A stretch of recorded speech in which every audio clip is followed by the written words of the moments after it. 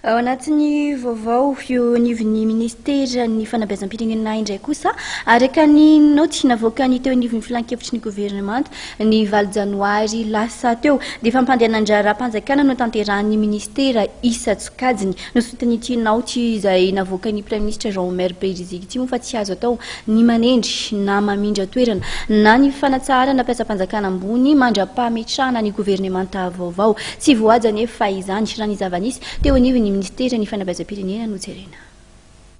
Tompona ndraikitra eo anivon'ny ministera ny fanabeazam-pirenena efatra ahitana ny tale jeneraly sy ny taleny nesorina tamin'ny toerana avy amin'ny alalana naoty raha toa ka didimpanjakana na nendrena azy ireo.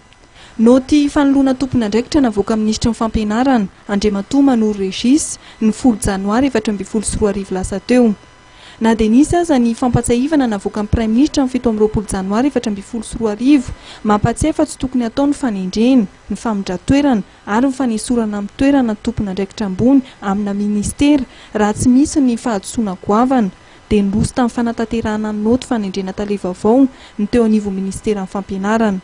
Ahafahana mametraka ireo tale jeneraly sy tale vaovao dia nopitsihana ny varavaram-birao tao amin'ity ministera ity androany. Ny teo anivon'ny ministera ny fanabeazam-pirenena dia mbola tsy naneho hevitra mikasika ity raharaha ity.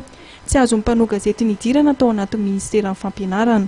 Izay aloha tsy haiko fa izay no ampazonety izay zany no tanterahana. Dia momba izay aloha dia tsy fantako. Izany dia miambina vavahady izany no asako. Izay no koa izay tsy mahazo mpanao gazety izay.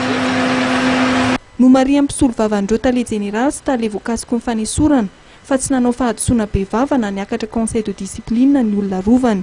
Tsy nisy ihany koa ny taratasy avy amin'ny fitsarana manome lalana moa varavaram-birao izay nisan'ireo tale jeneraly sy tale ao ministera ny fanabeazam-pirenena.